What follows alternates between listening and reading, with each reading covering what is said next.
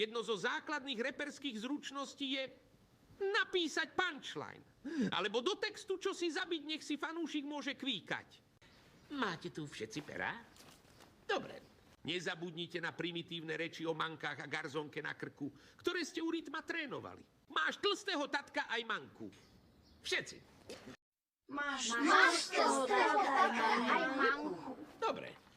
A poriadne vyslovujte. Počítam cash celý deň mou. Opakujte. Počítam cash celý deň mou. Počítam cash celý deň mou. Počítam cash celý deň mou. Julo, stoj. Niekomu s tým vypichneš oko. A okrem toho vyslovuješ to zle.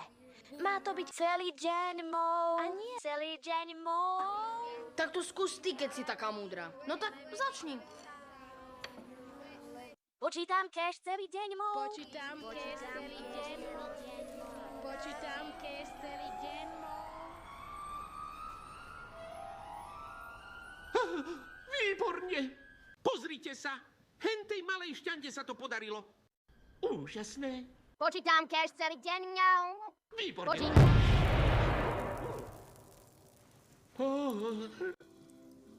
Tuším, že Mankin Cecek zase prehulil bedne, profesor.